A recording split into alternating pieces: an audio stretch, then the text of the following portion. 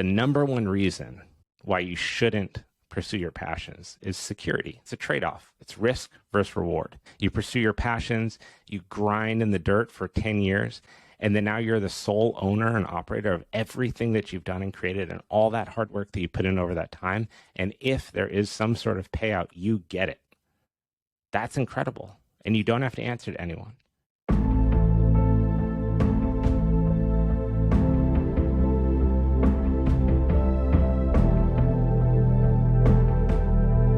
Hello, friends. Thank you for tuning into this week's episode of the Main Idea Podcast, where today I am not only host, but I'm also the guest. Unfortunately, I recorded this entire podcast over the weekend, and 5 minutes into an hour and 15-minute long solo episode of me doing my best attempt of rambling intelligently, all audio was lost. There was absolutely nothing I could do, and the episode itself was unsalvageable. So thank you so much to those of you that are here today listening, that bear with me. You know that I am a stickler for consistency and persistence, which is why I felt this episode had to be recorded. Episode 64, haven't missed a single week since the show started, and I don't intend on doing so anytime soon. A quick reminder for those of you that love this podcast, please take 30 seconds to leave a 5-star review on Apple or Spotify and subscribe to the YouTube channel. This helps the show, 1, get discovered organically, and 2, helps me continue to bring on amazing guests. There's also timestamps now in the show notes and on the YouTube channel so that you can jump around to the part that interests you most. However, I recommend listening to the episode in its entirety. But today, particularly, that function is going to be useful as I'm covering several different topics. I'm going to do a little bit of housekeeping about the podcast itself, talk about the direction of the show going forward. I'm making a few changes there. I will discuss my jiu-jitsu origin story, which is, in my eyes, pretty funny how I ended up getting involved in the gentle art that I now am so addicted to. I'm going to talk briefly about building a podcast. I've received a lot of questions about how to get started, so I hope that this section will outline some of those, as well as things that I've done well and mistakes that I made along the way.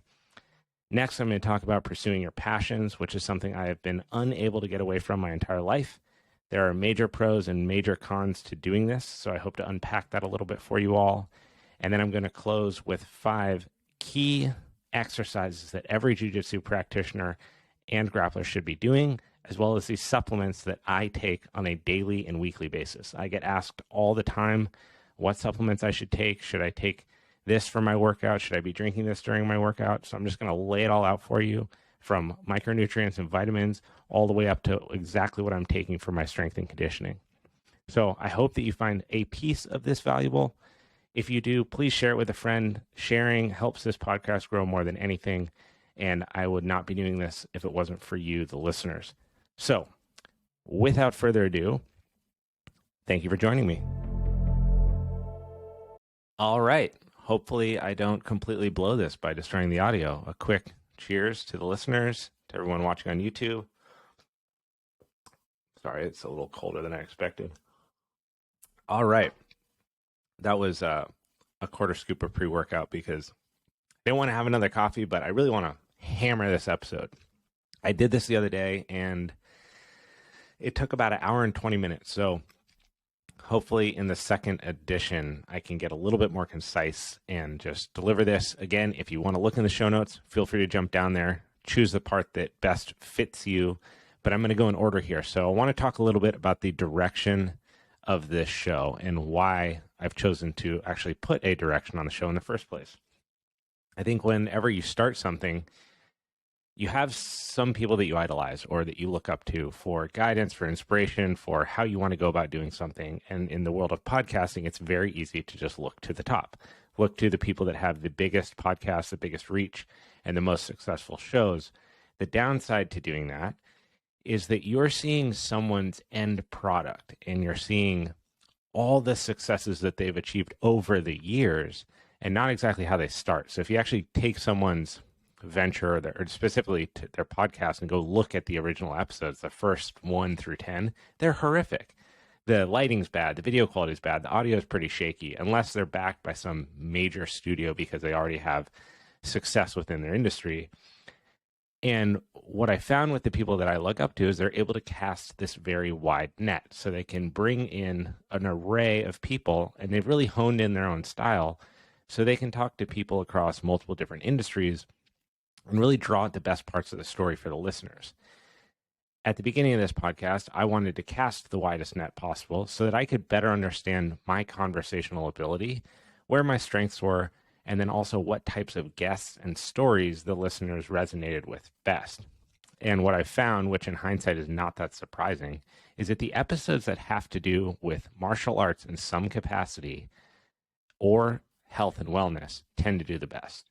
The ones that are interesting to me but are a little more out there in terms of the content themes, the ones about artificial intelligence, the ones about climate change, they just didn't track very well, I think, because the majority of people that are familiar with me on the basis of strength and conditioning, personal training, athletic performance, and jiu-jitsu.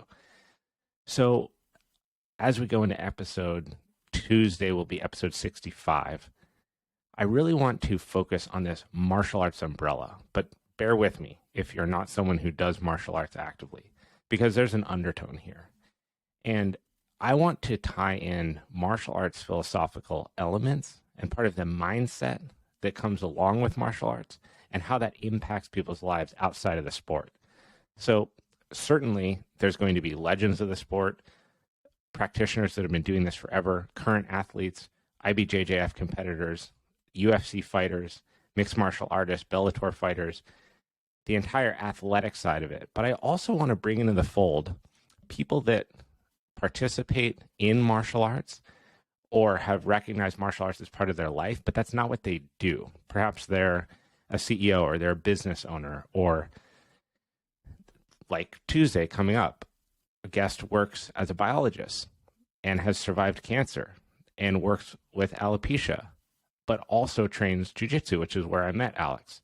So I'd love to keep bringing stories in like that, where people that have recognized how incredible martial arts can be and how that can impact their life. So as the show grows, as more people come along, I want to talk to ADCC champions. I want to talk to one championship champions, competitors, and really dive deep into the mindset that makes those people who they are and uncover specifically stuff at the beginning, because so much of what you see out there is end result stuff. It's people's best lift. It's their best competition. It's whatever the best iteration of what they're doing is. And I want to talk about the stuff that you don't see. I want to talk about the times when they crashed and burned super hard and thought about never doing it again. I want to talk about the times that you really wanted to give up. Talk about the times where you couldn't stop listening to the negative voices in your head and you beat yourself up about it, but somehow you pulled through. Those stories fascinate me because, that's what I deal with on a daily basis. Non-stop voices in my head telling me that what I'm doing isn't the right thing to be doing. And it's infuriating, but I also recognize it as this part of the process. And I'd love to hear about the process that other people have gone through and are going through within the martial arts world or martial arts adjacent. What I'm definitely going to do in this process is keep the door open, because although I cast, in my eyes, too wide of a net at the beginning, I don't want to close out stories that are still fascinating, people whose lives are truly inspirational, who may have nothing to do with martial arts. But that's not the focus anymore. So if someone comes along and I feel like their story is truly something that the listeners need to hear, something that they've overcome or accomplished in their life, I'm 1,000% going to bring them on. People from all walks of life. So that's a new direction of the show. I think that it will be more genuine in the conversation because it's something that I do every single day of my life. Monday through Sunday, I'm doing something that has to do with jiu-jitsu in some capacity, whether it's strength and conditioning for it, focusing on my recovery, the way that I consume food and my nutrition. I'm really thinking about that every single day. And so those conversations will be very real. And that's another thing that I'd love to be a part of this show, is the genuine, real nature of conversation between two people who happen to share an interest. So I hope that I don't lose too many of you in that. I think that these conversations will be evergreen in their application to daily life. And because my career is a personal trainer, you know that we're going to talk about the training. We're going to talk about the strength and conditioning. We're going to talk about the recovery and the rest and the preparation that helps these people continue to pursue the sport that they love so much, even as they age. I've been fortunate enough to have people on like Richard Bressler and David Ruiz who are still doing jiu-jitsu after years and years of competition and training. And those people are the people who inspire me, because I'm not going to get old and accept age in the terms of, I'm too old for this, I'm too old for that, my body can't handle that. It drives me crazy when I hear people make these excuses, because I know it's not true, because I see other people that are not willing to accept that. I see my dad competing on a national level at 57. Yet I know other 57-year-olds who won't even get off the couch. So I think that there's a choice that's being made there, and I can't wait to hear the stories of the people that are stepping outside of the age belief and really doing what they love and finding a way to make it work. With that, I feel like it is well-timed to give a little story about how I got into jiu-jitsu, which might seem obvious because of my athletic background, but it really wasn't. I did my first ever jiu-jitsu class in Boulder, Colorado in, 2010 at Easton Gym. And honestly, I loved it. I'd been a fan of martial arts my entire adolescence. I was always obsessed with the UFC. I was always going and watching UFC with random people at my high school who happened to be getting the fight, but weren't necessarily in my immediate friend circle, which I always kind of laughed at. Not all my friends loved it, but I was fascinated by it. I wanted to go see Andrei Arlovski fight, and I was obsessed with Anderson Silva and his style. All those major fights from when I was in high school really inspired me to one day pursue this.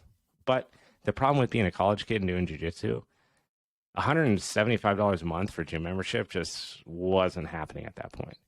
You know, I'm eating ramen noodles and leftover pizza from work, so I wasn't really going to scrounge up the money to do that at the time.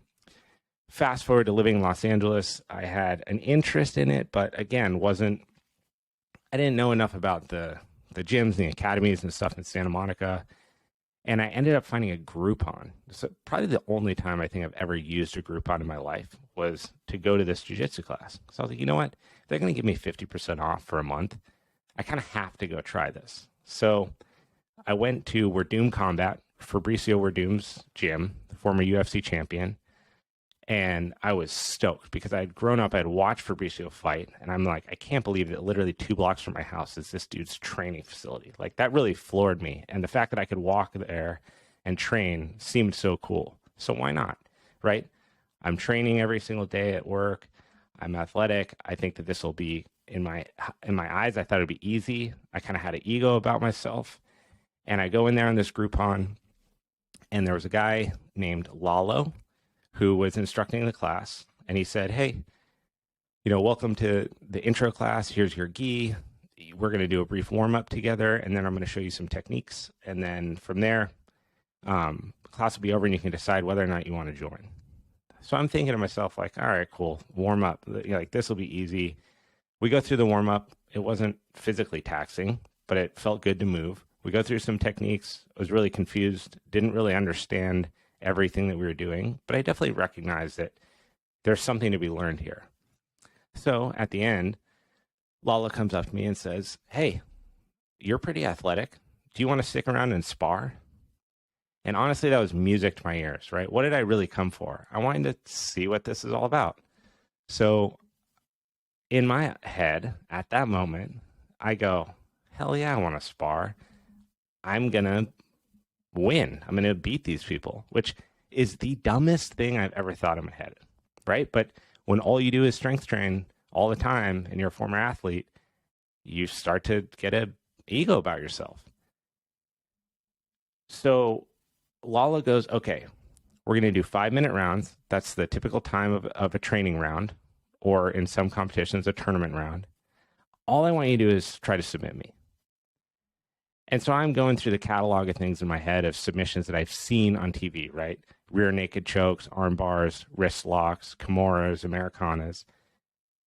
I've never really thought through how to do them, but I'm talking to Lalo and I said, so anything goes. He goes, well, yeah, of course, no striking, which I didn't intend on doing anyway. He's like, but whatever you can do. If you can choke me out, choke me out. If you can get my neck, get my neck. So I'm going, dude, this guy's half my size. This is going to be a walk in the park. And boy, did I eat my words. So for 20 minutes straight, we did 4 or 5 minute rounds. I think this dude tapped me upwards of 30 times. Every single submission that I could think of, he got me in that didn't involve knees and ankles. And I got up at the end of that, soaked, drenched in sweat. And I was like, what the fuck just happened? And there was no pats on the back from this dude. No, hey, you did pretty well. Things that I was used to hearing from growing up in skiing. And he goes, yeah, so if you want to join, just let him know at the front desk. And it was that moment of realizing how much different everything that I thought on the mats was, combined with no congratulations about being there. No good job, you did well, you would do great here. None of that. Just, hey, if that was interesting to you, you can sign up. And I remember walking home that day just going, man, I got to find out more about this. And so I signed up the next day, did jiu-jitsu for a bit there, and at the time really didn't respect how to manage strength training and martial arts together. And so I just went full speed with both. I was still competing in Olympic weightlifting at the time, and I was also starting to do jiu-jitsu. And as a result, I completely overdid it on my hips. As those of you who train jiu-jitsu know, it is very demanding on your hip joint. A lot of your guard defense comes from your hip flexion and hip mobility. And then a lot of your movements are generated from hip power. It's how you apply pressure. It's how you do a lot of guard passes. And so your hips just take this beating. And when you're combining that with an insane training regimen for Olympic weightlifting, which is high volume squat, high intensity squatting, snatches, clean and jerks, everything, my body just got beat up. And so I had to sideline myself. And it wasn't until I was training one of my clients who got back into it at Macon Jiu-Jitsu in Santa Monica, was like, hey, you got to come do an intro class. And I was like, I've done one before. It really wasn't good on my hips. And at this point, I was really focused on just weightlifting and getting stronger. For, in hindsight, nothing, for the sake of nothing. And so I ended up going in and doing an intro class, and it was fantastic. Professor Macon Carvalho is incredible. He's a knowledgeable legend, and his ability to teach is fantastic, alongside black belts Kevin Melendrez, and the whole team over there is just so good. And so I had a great community to re-enter into this amazing art form, train. It was right down the street from my house, and I absolutely fell back in love with it, and finally found an application for all the strength training that I was doing. I'd been just lifting weights for the sake of lifting weights for years. I think as part of just always having something to focus on, always working towards a goal, but never having a physical environment to go and put it to the test. And I think that was the ultimate thing in the beginning, less than now, but in the beginning that drew me back into jiu-jitsu was now I can take this strength and conditioning that I've been doing and see how it stacks up in a real world environment. See how my conditioning is, my heart rate, my ability to stay calm, my breathing, my grip strength, all this stuff that I was training but not really testing. And for that, I just got 100% addicted. And unfortunately, the pandemic happened kind of right at the height of consistency there. And it was just a fiasco as it was for, any other place. But I was fortunate enough to find Gracie Humaitá in Carlsbad under Nick Stefan when I got down here in San Diego. And I've been going, ever since. I was very grateful to receive my purple belt on December 3rd. And I'm hooked. I mean, there's no greater teacher in my life than jiu-jitsu. It's taught me more about my ego. It's taught more about calm and tranquility. It's taught me more about the importance of meditation being a separate practice from things that may seem meditative or may seem like they distance you from the stresses and calamity of life. And it's completely re-enriched my training focus, giving me something to work towards that really matters, because now I'm so much more concerned with the health of my body and the longevity, because I want to do this for the rest of my life. And I want to help inspire other people to find it, because I've witnessed firsthand the power that jiu-jitsu can have on impacting someone's direction in their life, to reignite focus and drive in someone who's lost it, to give skill and confidence to someone who didn't have it, and to give understanding and clarity to someone who has lost it through their ego, which was my situation. So it's really been something that has become so much more than just something I do at night. And the community internationally is fantastic. To be able to go to Europe, to Kauai, to Mexico, wherever you go, there is a jiu-jitsu academy there that most likely will welcome you so that you can go train, you can stay active, and you can meet people. I'm not a very religious person, but I find so much irony in the fact that I gawk at religion, yet I religiously go and train jiu-jitsu in this sometimes culty feeling thing where you bow to these photos on the wall and you wear, different colored belts to show your rank, and everyone dresses the same.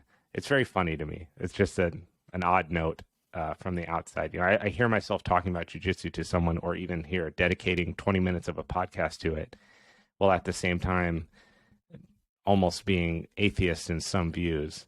So be that what it will, perhaps jiu-jitsu is in itself religion. So that is how I got into the sport. That's one of the reasons that I love it so much. Sport, art form, whatever you want to call it. And I really look forward to continuing to talk to guests that are involved in martial arts or have somehow made a life out of being involved in it. So next, I'm going to talk about building a podcast. For those of you that have absolutely zero interest in building a podcast, or some of the insights around that, or why I decided to build this in the first place, please just disregard this section and jump to the next one. But for those that do have interest, I wanted to start a podcast because I absolutely love having conversation.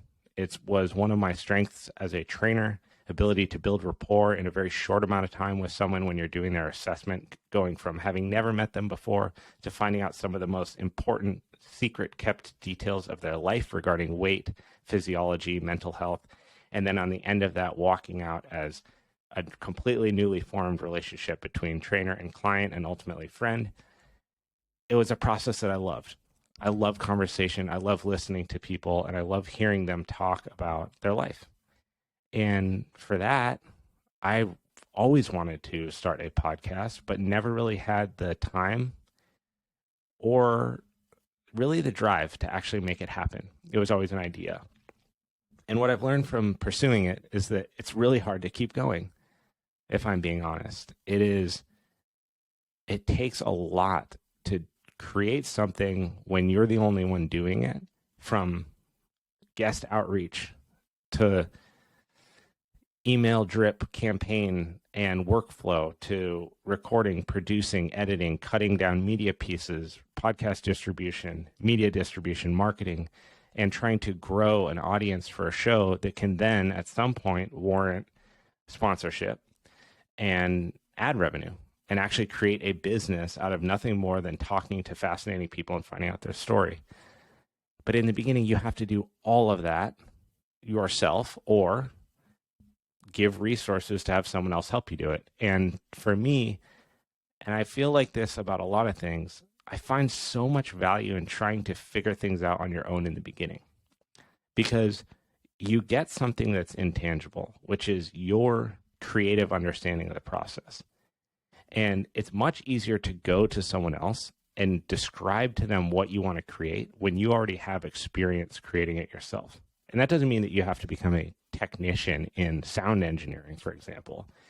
But if you can understand what the typical process is of taking an audio track, for example, and cutting it up into a useful, boosted, more high quality track alongside video, and then you're talking to someone about what you want to get out of it, and then using their expertise for it, it's such an easier process. The way that I think of it is like talking to an architect about building a house, or taking the design for a house and going to a contractor. if you took the design for a house and went to a contractor, they're going to build it exactly as the plans say. So if you've never seen a house before, never drawn creative inspiration from a home before, or have no idea what kind of house you want, and you start describing it to the contractor, they're going to have no idea what you want, but they're going to build it anyway because you're paying them to build it. That same thing can happen with creative endeavors like starting a podcast. You can talk to someone about the intro music and how you kind of want it to sound in this feel. And based on whatever limited information you can provide them, they're going to build it because you're paying them to build it. But it might turn out nothing like what you want. And so by doing things yourself over and over and refining this process while the risk is low because you don't have millions of dollars of ad revenue coming in, it's a great way to find your brand. And so through these past 63 episodes, that's what I've been trying to do. And I'll tell you, there's more than 80% of the days that I do this where I feel like I'm doing something stupid and I'm not making something worthwhile and not enough people are listening, and that I should give up and that I should just stop, cut my losses, and go get a more stable career that doesn't involve the uncertainty of this. But I turn back to the fact that I absolutely love doing this. And I truly believe that when you hammer at something over and over and over again, you can make it happen. So when I started this, I'll give a little bit of an update on kind of the process, the software, the best way to get going out of the gate, and some of the things that matter most for growth, for audience retention, and ultimately for the ability to book guests. Because the reality is that when you're talking to people, it's through you sharing the conversation and them sharing the conversation that will grow the audience. And if you have a growing audience, that's going to give you the opportunity to bring on greater, more accomplished, more known, more interesting guests. It would be fantastic to just have a podcast where you talk to people who have done absolutely nothing of merit recognized within a community or socially, because they have such wonderful stories, but it's going to be very, very hard to grow that. There is a little bit of a give and a take. So just to get out the door at a very, very low cost, you can use Zoom. That alone will give you a video file, 2 audio files in a format that you can edit. And from that, you can cut down shareable 9 and 16 reel size videos, TikToks, Snapchats, any kind of social media rebranding or repositioning you can do through a Zoom video. It's just grainy. The sound will cut in and out. Sometimes the voice doesn't match up with the audio. There's a lot of little nuances like that. But if you purely just want to get a feel of what it's like to have a conversation with somebody, hash it out for a while, and then cut down some pieces, it's a great place to start because it's something like $12 a month. What you will realize as you go through this is the spectrum of quality. It can be very, very expensive very quickly. If you were to take, right now I'm sitting in a studio that's a desk, computer. I have a boom arm here with the mic on it. The mic's hooked up to what's called a cloud lifter that enhances the audio, and it's specifically needed for these type of dynamic microphones to pick up this type of audio. I have a live stream cam that does 1080p video and 4K video, and then I have 2 lights above me, one that fills the back of me, one that puts light on the front of me, both of which I discovered on YouTube and asked friends who knew more about video than I did to figure out just how to create this little silly shot here that we're watching that will then be cut down for other videos. But I didn't start with any of this stuff, and it's nowhere near what I would have if someone just gave me an unlimited budget to go build a studio where I could have multiple key lights, I could have an entire backdrop built, I could have chairs, multiple mics, different angles of the camera, nicer cameras, better depth of field. All of these things, again, they're what you see when you watch someone else's show, but you don't realize how much it took to get to that spot. Like, use Joe Rogan for an example.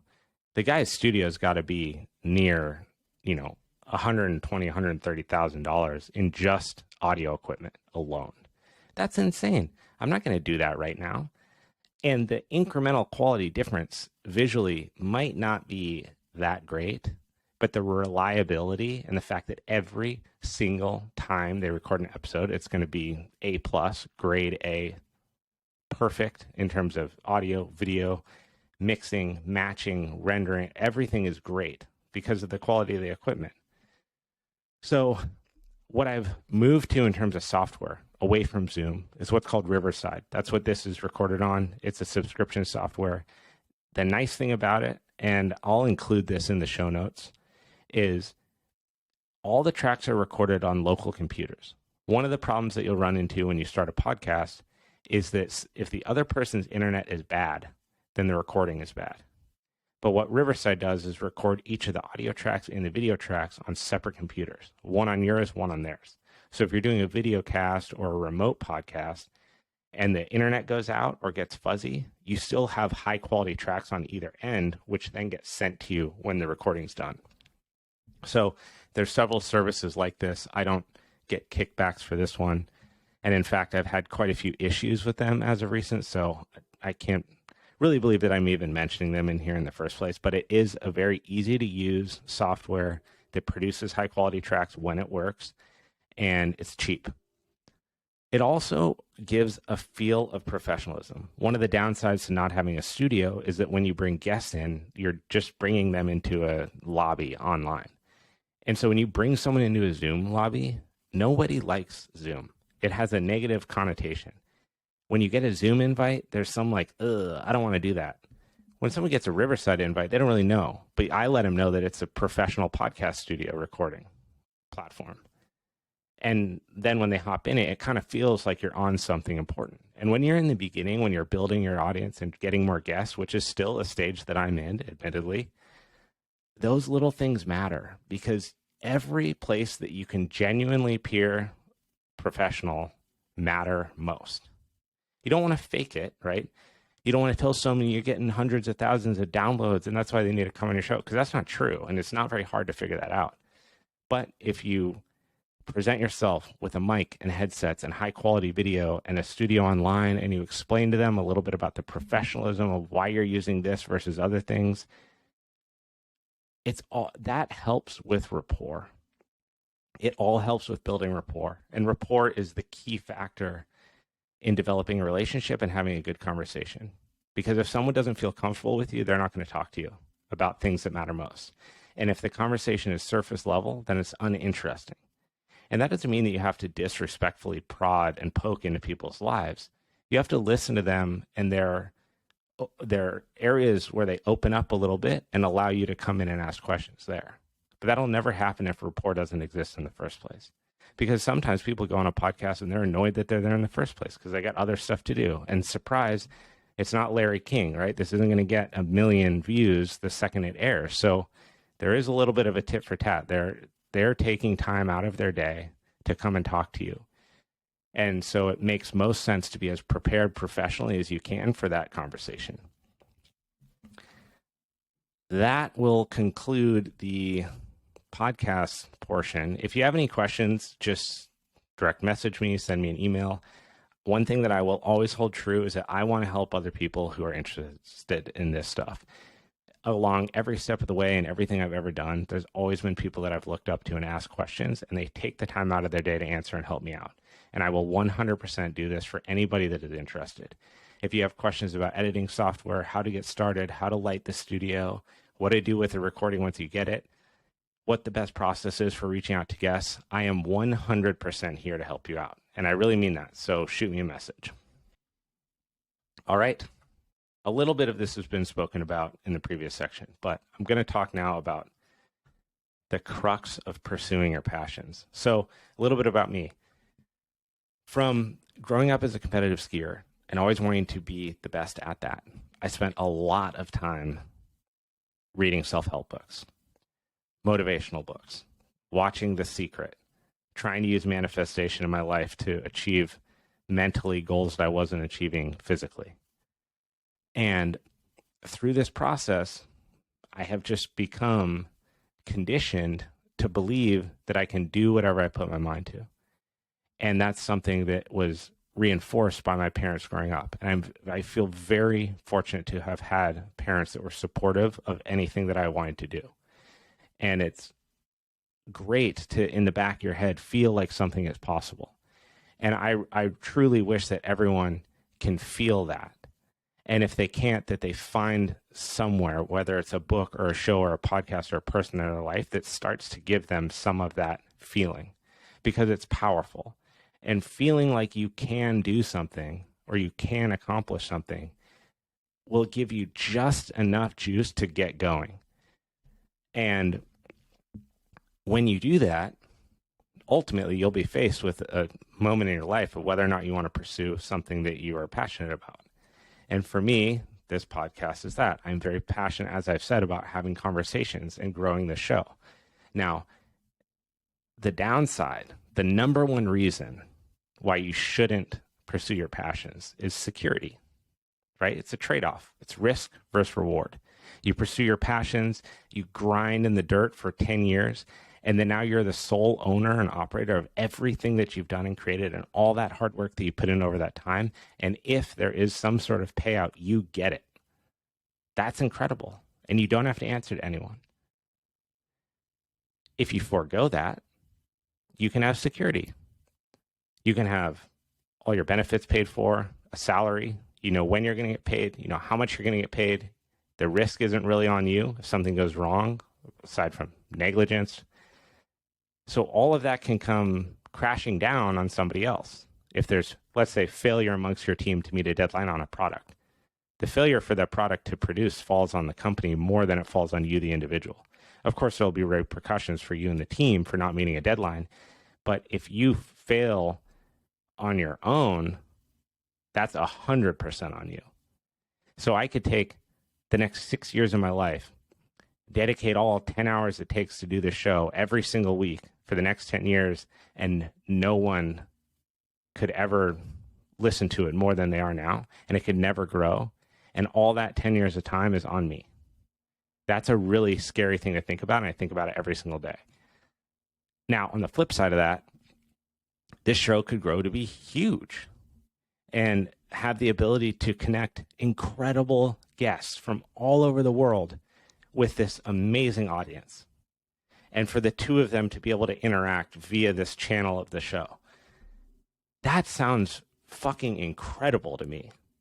And that excitement outweighs this desire to go and just play it safe.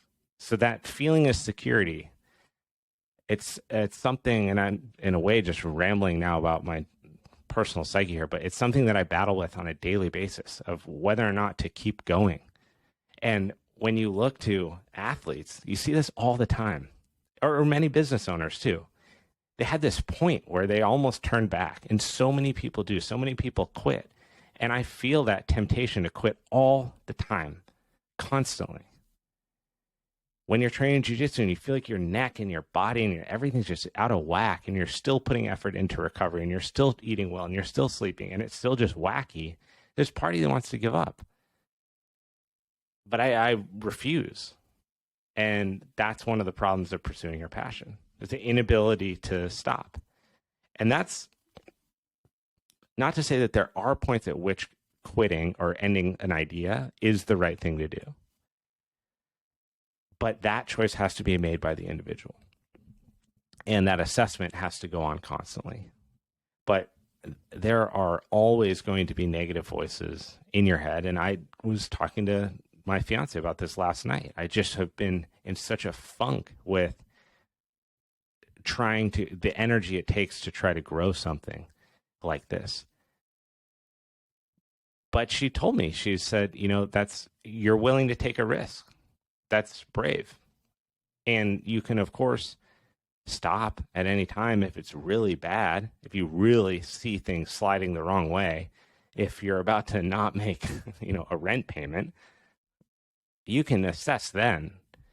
But until that point, you got to go all the way in 100% with all your effort so that you can stumble forward, fail forward, learn from your mistakes, and change things. And I don't know when to stop on this one, on the show. There might be 5 people listening right now. There might be 1,000. I won't know until later. But I am motivated to keep doing this. And I would urge anyone who has a passion that is in their life that they've really wanted to start something around, they've really wanted to do, something that they've been wanting to take a risk on, but they haven't yet, something they've saved up to start, but they haven't taken the money out. Just do it. Try, see, fail, whatever. You can always get back to where you are. And if it's materialistic things that are preventing you from taking that next step, fuck that. And just do it and see what happens. Now, don't unload your entire life savings to do that. Be intelligent about it. But there's still a lot of time left in your life. There's always more than we think that there is. So go for it and see what happens. Let me know how it goes. I'm happy to let you cry on my shoulder. I might need shoulders to cry on myself. All right, so we're rifling along here. I'm making better time than I did the previous. So I'm going to talk right now about a couple exercises that I've determined are really useful for jiu-jitsu practitioners, and grappling. So with my history, for those that don't know, as a strength and conditioning coach, I was a trainer with Equinox for about 6 years. I was a TRX coach there. In 2019, I was nominated as Personal Trainer of the Year, and I've been fortunate enough to help over hundreds of clients complete over 10,000 sessions and really hone in on what it takes to build athletic performance for the elite athlete and for a general population, people that are just looking to be healthier. And what I've found through jiu-jitsu is that there are competitors and there are hobbyists. And then there's age that is spread across those two categories.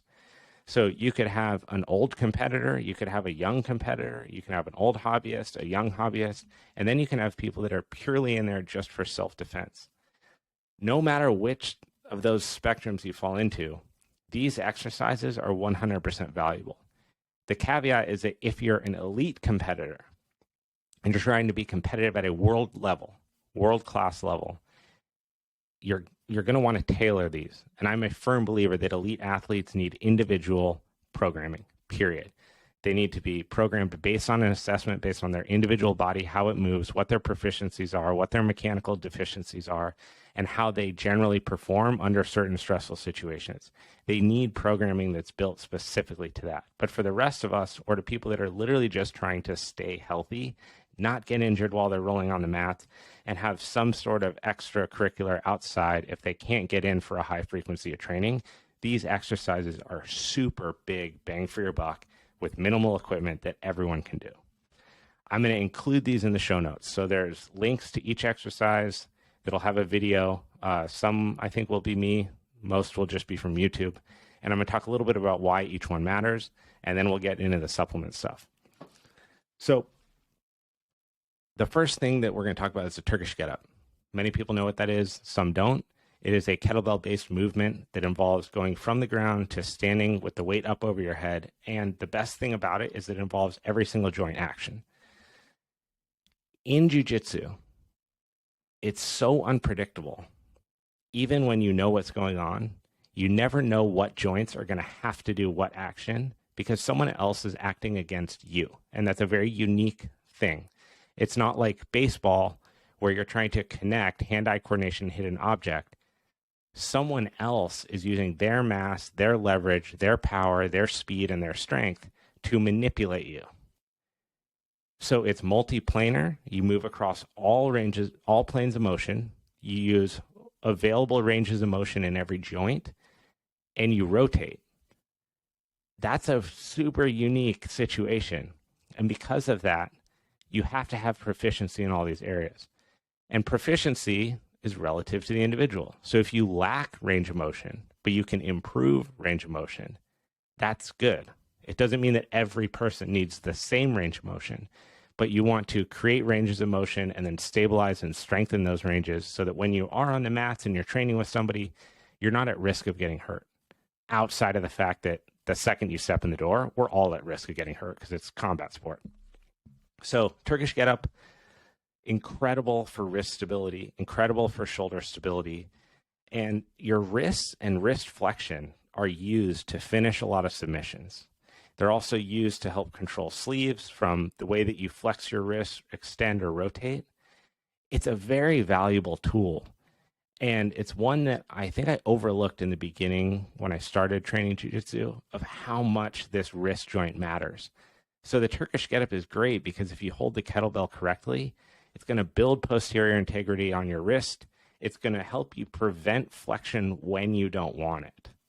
And it's going to help build the forearm strength to create flexion and endurance when you need it. The other thing that's great about the get up is that it involves abdominal flexion, which is the first portion of the movement when you go from flat on your back up to this modified arm tripod position. So it's abdominal flexion under stress. Why does this matter?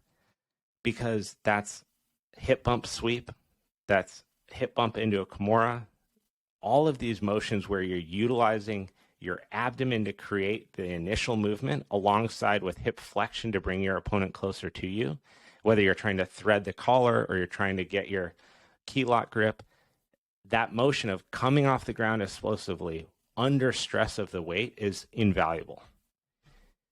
The other thing that's great about Turkish get-ups is they bridge the floor with standing. A great way to get out of a situation in jiu-jitsu, and one that's commonly overlooked, is to stand up. Just stand up. Because we roll and we start seated and we slap hands and we get going, you forget that you can just stand if you don't like the position. So learning how to do that, to use your stand and base, the Turkish get-up is really a modified, slowed down, more mechanical stand-up and base. It's just stand up and base under the stress of a kettlebell or a dumbbell or a person, whatever you're using. So it bridges these two areas. And why that matters so much is that it makes it really good for complexes. You can start on the ground. You can do a get up to the top. You can then go right into snatches, cleans, jerks, front squats, single arm front squats. And because of that, it's this very metabolic, super big bang for your buck exercise. So you can be anywhere in the world and only have a kettlebell, and you can do an entire workout for 45 minutes that only involves the Turkish get up and a couple other movements, and you would never even have to change a piece of equipment. So I mean, I can keep going on this. Hip extension under stress, modified hip extension with one leg as the anchor. Again, I literally see this movement on the mats every single time I train. Someone is doing a version of a Turkish get-up at all times, whether you're trying to base on your forearm and get out of someone's way to create space for your hips, whatever it is, master this movement, do it for rounds, do it for time, do it for heavy, do it light, do it with snatches, do whatever. It's a super big bang for your buck. So the next is explosive deadlifts. Deadlifts are great. Big compound movement, posterior chain integrity, grip strength, hip extension under stress. But explosive deadlifts are taking what you can do at, let's say, relative maximal weight. So assume, for ease, that a person can do a 100-pound deadlift for 3 reps. And that's very hard for them. Explosive deadlift would use 50 to 60% of that. So we're at 50 pounds or 60 pounds. Doing the deadlift against banded resistance as fast as possible. This matters because speed, if you have it, is a major advantage in jiu-jitsu. If you can move from position to position faster than your opponent can compensate, then you're going to advance the position. So the deadlift trains your body to utilize power generation through the feet, which is a lot of positions, a lot of passes, and quickness, getting your hips to extend fast and change position. So taking whatever deadlift you're doing, cutting the weight in half, which is something that most people never think to do because they think of deadlift progression as this linear progression over time where you're just always trying to get a couple more pounds on the bar. Ditch all that and instead focus on doing lighter weight fast and do this for rounds, do this with minimal rest, see if you can maintain power production over a limited amount of time with minimal rest. There's so many different ways that you can go about programming this exercise, but it is a juggernaut when it comes to jiu-jitsu specific strength and conditioning. Next is hanging medicine ball knee raises. So you picture yourself, you're hanging arms overhead on a pull-up rack. In between your knees, you're squeezing a medicine ball, 10 or 15 pounds, something light enough to where you can do multiple reps, but heavy enough to where you have to use your knees squeezing into it. The reason that matters is because that utilizes your adductors, which is the muscle in between your legs that runs from your groin down past your knee. And that's a really important muscle in keeping your guard closed, in squeezing your legs against your opponent to hold them in place. You can think about that from doing like a Kimura finish when you're on top and side mount, squeezing your opponent with your body. These kind of movements are really valuable. So taking something that uses adductor engagement in a core exercise that's also training grip strength is like night and day different than just doing sit-ups or just doing pull-ups. So you can do this for high reps, go to 20 reps if you can, raising the knees squeezed up past the hip line while you're hanging. That'll take about 45 seconds. So in addition to training your abdomen, to training your adductors, training your hip flexors, you're also training your grip strength for 45 seconds in that set. Granted, you can do it longer, you can do it shorter, you can do single arm. There's so much that you can do, again, with this exercise as others, but it's that blend of motor control, grip strength, hip flexion, adductor strength, endurance that matter so much in the sport. So it behooves us to start doing that exercise. Next is a modification of farmer's carry. So farmer's carry is this great exercise where you just carry stuff around. It sounds silly, but there's a ton of benefits, right? When you load your body and walk, your joints are assuming more load. Why does this matter in jiu-jitsu? Because when you're grappling and you're standing up, you're assuming more load than your typical body because your opponent's acting against you. So let's say you both grab lapel and sleeve and you're in that tug of war standing position. You're pushing and pulling your opponent, trying to break down their base, trying to get them off balance so you can swip them or hip throw them or something. As you're pushing and pulling each other, every time they drive into you, your weight goes into your body and your joints, but so does theirs. So becoming familiar with walking around, carrying additional weight is good for your body neurologically and physically, especially in the sport. On top of that, farmer's carries are incredible because they train your grip strength. The stronger your grips, the stronger you can hold, the longer you can hold, and the less that they can be broken, and that buys you time and gives you an advantage over your opponent.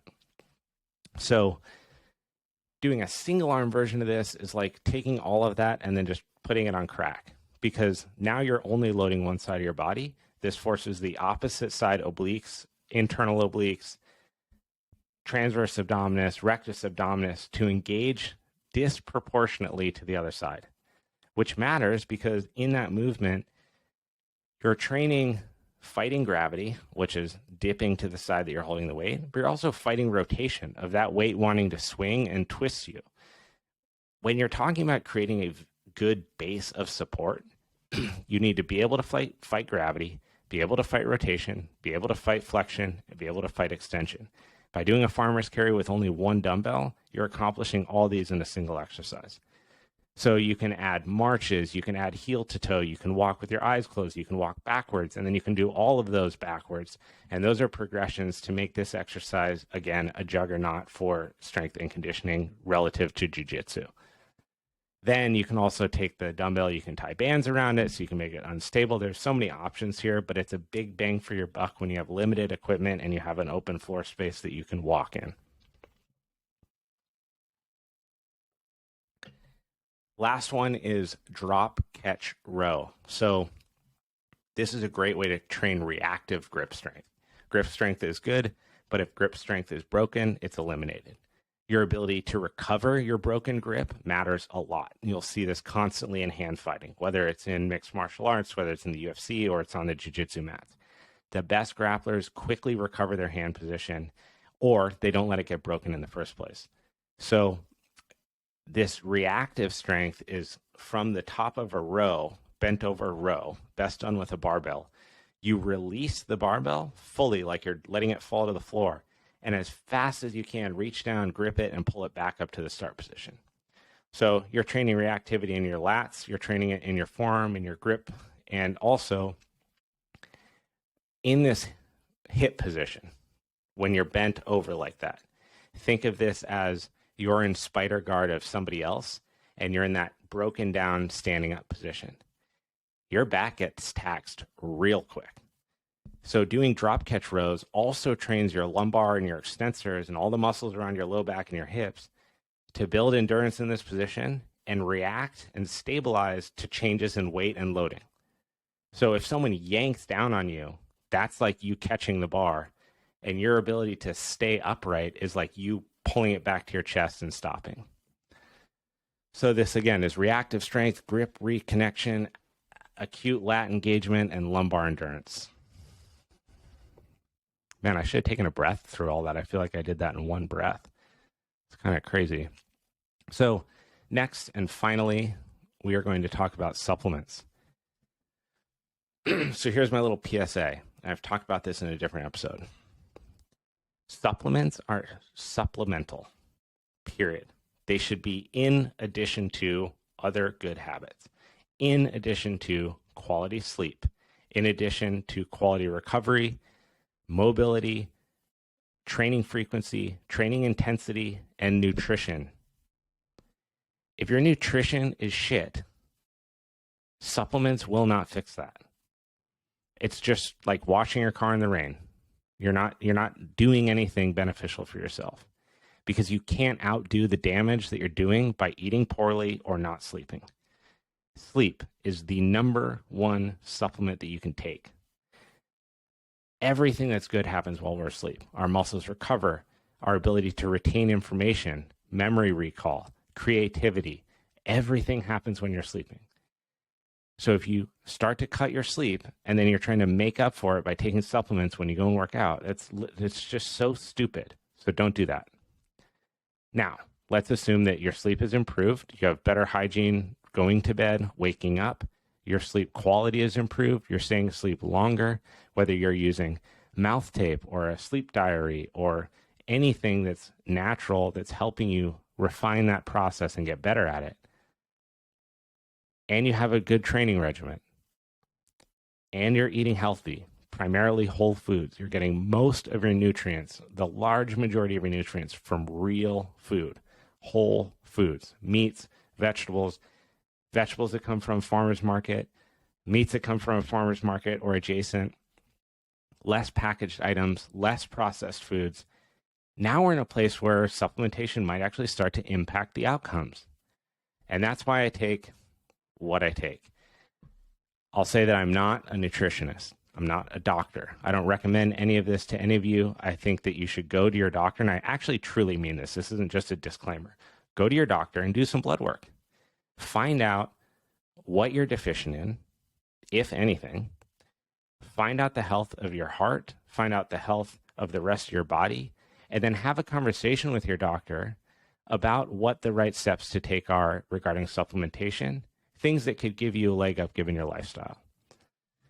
So I'll list off first just what I take, and then I'll talk a little bit about why. I take USANA vitamins every day and every night. I'll put a link in the show notes to this. I do get a kickback if you use the link, so don't feel obligated to use it. You can also just go through the website if you don't want that. No harm, no foul. But I've taken USANA vitamins since I was 16 years old. They're informed choice. They are NSF certified, so they guarantee $1 million to athletes that they will not pop for a banned substance on a drug test. That's why you see the entire U.S. Olympic team takes USANA from speed skating, alpine racing, freestyle skiing. It's a trusted source of multivitamins. I take 4 antioxidants, 1 vitamin D, 2 percosamine for joints, 4 core minerals, and 2 bioomega every single day. That's fish oil. Fish oil seems to be one of the more studied and recommended supplements, but do your own research. Talk to your doctor about whether or not you should be taking fish oil. They may have another suggestion for you that's more advantageous. I take Athletic Greens every single morning. They are a show sponsor, but I was also using Athletic Greens for the year leading up to them becoming a sponsor. So that's 75 micronutrients that you get every morning. In addition to all the greens and everything that I eat, I really do love starting my day with Athletic Greens and getting those in every day. I just feel like I'm doing a solid for myself, a little pat on the back that I'm doing something healthy for myself. I like them on an empty stomach. I also like them with a little bit of lemon juice in it. Some people hate the taste, so that cuts it with a little bit of acidity. And then for strength and conditioning, so recovery, muscle recovery, and performance in the gym and on the mats. I take 2.5 grams of creatine if I'm trying to build strength, so actually improve raw strength numbers. So relative maxes or baseline strength for given movements like the deadlift. Like overhead presses, Turkish get-ups, stuff like that. If I'm cutting for a competition, like I need to lose a few pounds, I won't take creatine because you'll tend to retain more water than when you're not taking it. And if you're trying to cut weight, water is one of the easiest ways to do so. So I will cycle off that if I'm getting close to a tournament. Pre-workout, like what I just took a little bit of this, kind of not listening or taking my own medicine there, right? As I take pre-workout before recording a podcast, has nothing to do with physically moving while I'm doing it. I've used pre-gym before. I really like that one. I think the ingredients are the cleanest, but it also made me break out on my low back, so I don't take it anymore. This is Optimum Nutrition. You can get it at GNC. You can get it on Amazon. It's pretty cheap. We use Orgain protein powder. It's a vegan protein powder. I put that in oatmeal. Sometimes I put a scoop in my coffee. I'll do protein smoothies, shakes post-workout. I really like that one because the flavor is good and the ingredients are super clean. So you're not getting a bunch of these wacky chemicals you see in like BSN supplements or stuff like that with those big, milkshake cookie flavored cotton candy fucking whey protein. Like, why my protein doesn't need to taste like cotton candy? Can't it just be bland, taste like vanilla, and go well with other things I'm putting it in? But hey, to each their own. I take Element electrolytes. I take these specifically while I train. So when you're losing a lot of sweat, it's really important to take in electrolytes so you can balance your body. Element seem to taste the best. We've also used Optima, Hydrant, Noon tablets. I just love Element. I mean, honestly, you can put an Element tablet in a cup of water and a tahini rim, and I swear to God, you got a spicy margarita. So they taste super good. I wish they would sponsor the show. If anyone knows someone who works for Element and they want to hook it up with a show sponsor, that's a company I can get behind 100%. I even take those when I travel. When I went skiing in Mammoth, I brought them. Whenever I go anywhere, we always pack Element. It's a great way to stay hydrated, and they taste really good. The other thing, and the last supplement that I take on a daily basis, I do this every single morning in my coffee, is I take collagen peptides. And we like Vital Proteins. We've used, I forget the other name of the brand. We've used a couple different brands, but Vital Proteins is super consistent. They sell it at Costco. It's priced well. It's clean. You're just getting what you're getting. We do unflavored, but they make some vanilla ones. I don't particularly like the flavored ones because they're pretty like chemically, but the collagen peptides supposed to be good for joint health. My knees got banged up a lot when I was skiing. And here's how I look at all this. There's going to be research on both sides of most things that you can take. I look at my lifestyle, what I'm able to do, what I want to keep doing, and what I'm doing to help support that. And I do this stuff every single day. With the exception of pre-workout, I only take that on Monday and Friday when I train. But this other stuff I take every single day. And I feel like I'm able to have a high output and stay healthy. So it's working for me. But like with everything, talk to your doctor first. Second, research what it is you're trying to accomplish, and then test it and see. When you train with a high frequency, when you're lifting heavy, when you're lifting light, when you're running, when you're lifting and running, when you're running and lifting and training jiu-jitsu, when you're training jiu-jitsu and surfing and running and lifting, you have to see what works for you.